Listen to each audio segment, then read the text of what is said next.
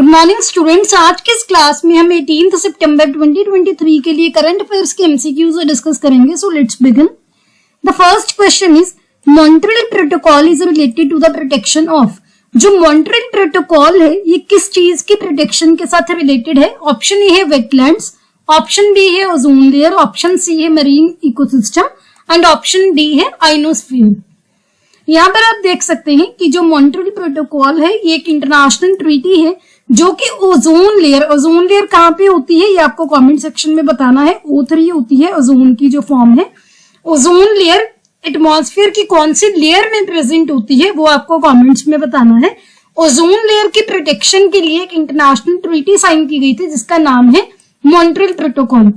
इसमें क्या था कि जो भी सब्सटेंसेस ओजोन को डिप्लीट करने के लिए रिस्पॉन्सिबल है उनको धीरे धीरे फेज आउट कर देंगे, खत्म कर देंगे. ये 16 सितंबर 1987 को इसके एग्रीमेंट हुआ था और 1 जनवरी 1989 को इट केम इनटू फोर्स. तो 16 सितंबर को ओजोन डे होता है. तभी जो ये न्यूज थी हम डिस्कस कर रहे हैं. ये जो है International Day for the Preservation of Ozone Layer, it is celebrated on September 16. मैंने आपको अभी बताया. और ये United Nations General Assembly UNGA इन्होंने डिजाइन किया था. थीम क्या है? Montreal Protocol fixing the ozone layer and reducing the climate change. तो इसका आंसर है option B, that is ozone layer. Next question is the International Conference on Dam Safety was recently held in. International Conference on Dam safety recently कहां पर हुई थी? Option A है मध्य प्रदेश, option B है Uttar Pradesh, option C है Rajasthan and option D है New Delhi. यहाँ पर आप देख सकते हैं हमारे वाइस प्रेसिडेंट जगदीप धनखड़ जी ने recently international Conference on Dam safety inaugurate की थी राजस्थान के जयपुर में. जिसका एम क्या था? एक प्लेटफॉर्म प्रोवाइड करना था एक्सपर्ट्स को, सो दैट वो उस प्लेटफॉर्म पर एक साथ आकर जो कटिंग एज टॉपिक्स हैं डैम सेफ्टी और डैम मैनेजमेंट के रिलेटेड उस पर डिबेट कर सके, सॉल्यूशंस ढूंढ सके, डैम्स के रिलेटेड जो भी कोई इश्यूज हैं उनके लिए. तो इसका आंसर है option C, that is Rajasthan. और राजस्थान में कहां पर हुई? जयपुर में. Next question is the UPAG portal has been launched by. UPAG portal किसके द्वारा लॉन्च किया गया है? ऑप्शन ए है ministry of finance, option B है ministry of education, option C है ministry of agriculture and farmers welfare and option D है ministry of commerce.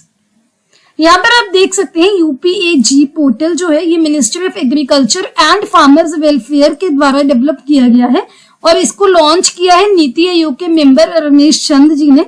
ये मूव क्यों लिया गया, ये क्यों डेवलप किया गया कि जो भी इंडिया का एग्रीकल्चर सेक्टर के रिलेटेड चैलेंजेस हैं उनकी गवर्नेंस को लेकर उनको एड्रेस करने के लिए एक बहुत ही इनोवेटिव प्लेटफॉर्म है जिसमें क्या किया जाएगा? डेटा मैनेज किया जाएगा एग्रीकल्चरल डोमेन में. एक बहुत ही अच्छा स्टेप है towards efficient and responsive agricultural policy framework. तो ये किसने लॉन्च किया है? Option C, that is Ministry of agriculture and farmers Welfare. Actually यहाँ पर डेवलप आना चाहिए था, लॉन्च तो किया है मिनिस्ट्री ऑफ जो नीति आयोग के मेंबर है उन्होंने. यहाँ पर मैंने वर्ड गलत यूज कर दिया, डेवलप होना चाहिए था. Next question is the Global Debt Monitoring 2023 has been released by. Global Debt Monitor 2023 किसके द्वारा रिलीज किया गया है? ऑप्शन ए है वर्ल्ड बैंक, ऑप्शन बी है IMF, ऑप्शन सी है United Nations and option D है वर्ल्ड ट्रेड ऑर्गेनाइजेशन यानी कि WTO.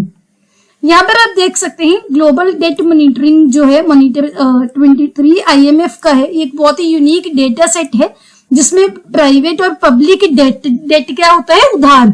उसको वर्चुअली आप बोल सकते हो कि कवर पूरे इंटायर वर्ल्ड को कवर करने के लिए एक डेटा सेट है जो कि पब्लिक और प्राइवेट डेट को वर्चुअली कवर करता है 1950 से लेकर. इसका जो लेटेस्ट अपडेट है IMF global debt database document का, उसने बोला है कि जो ग्लोबल डेट है ये अभी भी फ्लक्चुएट कर रहा है. फ्लक्चुएट होता है, कभी बढ़ गया कभी कम हो गया, तो ये फ्लक्चुएट कर रहा है. और ये 2022 में 10% जो है GDP का कम हो गया था for the second consecutive year. Second consecutive year का मतलब है लगातार दूसरे साल. तो पहले लगातार दूसरे साल ये है जो 23 में भी GDP का 8% कम हुआ है. तो इसका जो फ्लक्चुएशन है अभी भी वैसे ही चल रहा है. तो आपको बस ये याद रखना है कि कौन इसको रिलीज करता है.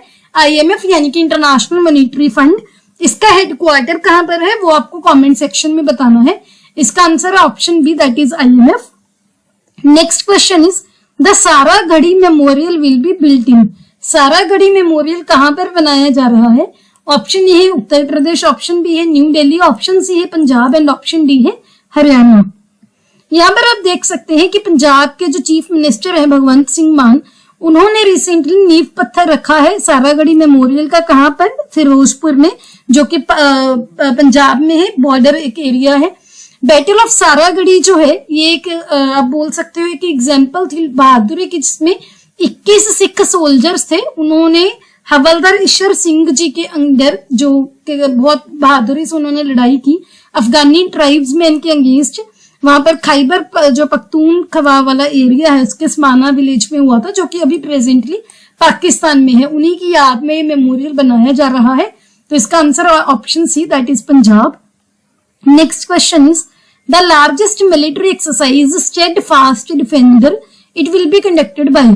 जो स्टेडफास्ट डिफेंडर सबसे बड़ी मिलिट्री एक्सरसाइज है, किसके द्वारा कंडक्ट की जाएगी? ऑप्शन ए है इंडिया, ऑप्शन बी है नाटो, ऑप्शन सी है UN और ऑप्शन डी है UK।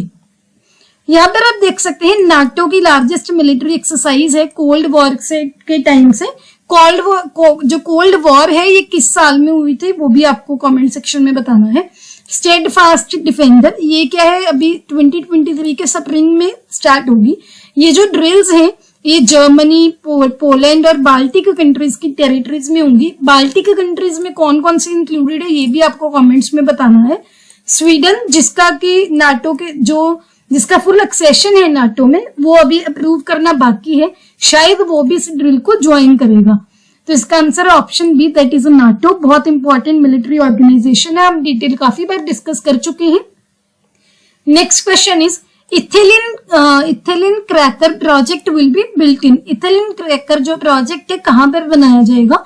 ऑप्शन ए है उत्तर प्रदेश, ऑप्शन बी है मध्य प्रदेश, ऑप्शन सी है Andhra Pradesh and option D है हिमाचल प्रदेश। यहाँ पर आप देख सकते हैं हमारे प्रधानमंत्री नरेंद्र मोदी जी अभी जो 49,000 करोड़ का इथिलीन क्रैकर प्रोजेक्ट का नींव पत्थर रखेंगे। कहां पर? मध्य प्रदेश के बीना रिफाइनरी में। ये प्रोजेक्ट करेगा क्या? इसमें क्या किया जाएगा? जो पॉलीइथिलीन है वो पॉलीप्रोपिलीन है, जो कि जैसे प्लास्टिक्स में यूज होता है, टेक्सटाइल्स में यूज होता है, पैकेजिंग में यूज होता है, फार्मास्यूटिकल सेक्टर में ये चीजें बनाएगा। ये जो इथेन क्रैकर्स हैं ये प्लांट्स हैं जो कि फर्स्ट स्टेप परफॉर्म करते हैं जब हम इथेन को प्लास्टिक प्रोडक्ट में कन्वर्ट करते हैं। यानी कि जब आपने इथेन को प्लास्टिक में कन्वर्ट करना है तो इथेन क्रैकर्स का यूज होता है। आप ऐसे समझ लीजिए, इथेन क्या है? नेचुरल गैस का एक कंपोनेंट है।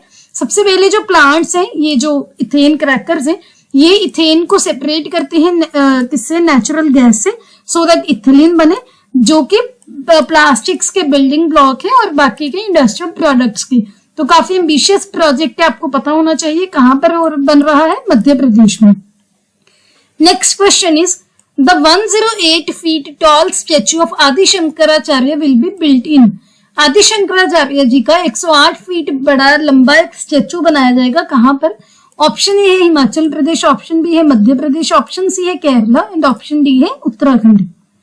यहाँ पर आप देख सकते हैं आदि शंकराचार्य का एक स्टेचू है जो कि आप बोल सकते हो कि मध्य प्रदेश के ओमकारेश्वर में बनाया जाएगा। सो रिसेंटली मध्य प्रदेश के जो चीफ मिनिस्टर हैं शिवराज सिंह चौहान जी, उन्होंने बोला है कि वो 108 फुट टॉल एक स्टेचू जो है रिवील करेंगे, जो आदि शंकराचार्य जो कि एक बहुत ही आप बोल सकते हो फेमस फिलोसफर रहे हैं। कहां पर? मध्य प्रदेश के ओमकारेश्वर में। ओमकारेश्वर जो जहां पर 12 ज्योतिर्लिंग में से एक ज्योतिर्लिंग भी है, वहां पर ज्योतिर्लिंग जो भगवान शिव जी को डेडिकेटेड होते हैं। ये जो मोन्यूमेंटल प्रोजेक्ट है इसका नाम है इकतमथा की प्रतिमा। इकतमथा की प्रतिमा यानी कि स्टेच्यू ऑफ वननेस। तो आप देख सकते हो, इसको भी आपने ध्यान रखना है। तो इसका आंसर है option B, that is Madhya Pradesh. Next question is NASA's Messenger mission was launched to study what. जो नासा का मैसेंजर मिशन था किसके स्टडी करने के लिए लॉन्च किया गया था? ऑप्शन ए है मून, ऑप्शन बी है मार्स, ऑप्शन सी है मर्क्यूरी एंड ऑप्शन डी है सैटर्न। यहाँ पर आप देख सकते हैं नासा का जो मैसेंजर एयरक्राफ्ट है, इसने मर्क्यूरी के अराउंड जो है काफी टाइम ऑर्बिट किया, 4 साल से भी ज्यादा। इसकी क्या क्या अचीवमेंट्स रही, इसने जो मर्क्यूरी के सरफेस की कंपोजिशन थी वो बताई, उसकी जियोलॉजिकल हिस्ट्री की, कैसे कैसे उसकी फॉर्मेशन हुई, जिसकी जो इंटरनल मैग्नेटिक फील्ड है मर्क्यूरी जो प्लैनेट की, उसको डिस्कवर किया, इसके पोलर डिपॉजिट्स को वेरीफाई किया कि जो डोमिनेंटली वाटर आइस है। ये जो मिशन है अभी रिसेंटली खत्म हुआ है, जब जो मैसेंजर था ये मर्क्यूरी के सरफेस पर स्लैम हो गया। तो आपको ये ध्यान रखना है, इंपॉर्टेंट है। इसका आंसर है option C, that is Mercury. Next question is Operation Polo recently celebrated its 75th anniversary. Operation Polo was launched to integrate which region to the Union of India? Operation Polo की recently 75वीं anniversary जो है वो बनाई गई है। ये किस area को इंडिया की यूनियन ऑफ इंडिया में इंटीग्रेट करने के लिए लॉन्च किया गया था? ऑप्शन ए है जूनागढ़, ऑप्शन बी है Jammu and Kashmir, option C है हैदराबाद एंड ऑप्शन डी है NEFP यानी कि नॉर्थ ईस्ट फ्रंटियर प्रोविंस। यहाँ पर आप देख सकते हैं 75th anniversary of Operation Polo. Operation Polo क्या था? एक मिलिट्री एक्शन था जो कि इंडियन आर्मी के द्वारा लॉन्च किया गया था 13 सितंबर 1948 को। हैदराबाद जो कि पहले एक प्रिंसली स्टेट थी, उसको यूनियन ऑफ इंडिया में इंटीग्रेट करने के लिए। जो हैदराबाद के निजाम थे वो इंडिया को ज्वाइन नहीं कर रहे थे, पहले इंडिपेंडेंस के टाइम पे उन्होंने नहीं किया था। आपको पता होगा हैदराबाद हो गया, जूनागढ़ हो गया, कश्मीर हो गया, इन्होंने इंडिया को ज्वाइन नहीं किया था यूनियन ऑफ इंडिया को 15 अगस्त 1947 के टाइम पे। तो बाद में कुछ चीजें कुछ आप बोल सकते हो कि डेवलपमेंट्स के बाद चीजें की गई, तो ये भी अल्टीमेटली यूनियन ऑफ इंडिया का पार्ट बनाए गए। तो जो मिलिट्री ऑफेंसिव थे हैदराबाद स्टेट में, उसको पुलिस एक्शन भी दिया गया। वहां के होम मिनिस्टर जो हमारे होम मिनिस्टर थे सरदार वल्लभ भाई पटेल जी, और जो निजाम की फोर्सेस थी उन्होंने 18 सितंबर को इंडियन आर्मी को सरेंडर कर दिया था। तो तभी ये अभी क्वेश्चन जो है ये इंक्लूड किया गया है, न्यूज में था। तो इसका आंसर है option C, that is Hyderabad. ये हमारे सोशल मीडिया के यूजर नेम है, इनके लिंक आपको डिस्क्रिप्शन में मिल जाएंगे, आप हमें यहाँ पर ज्वाइन कर सकते हैं। अगर आपको ये वीडियो अच्छी लगी please hit the like button, अपने दोस्तों के साथ वीडियो को शेयर कीजिए। Don't forget to subscribe to my channel. See you tomorrow at 8 o'clock। Have a nice day.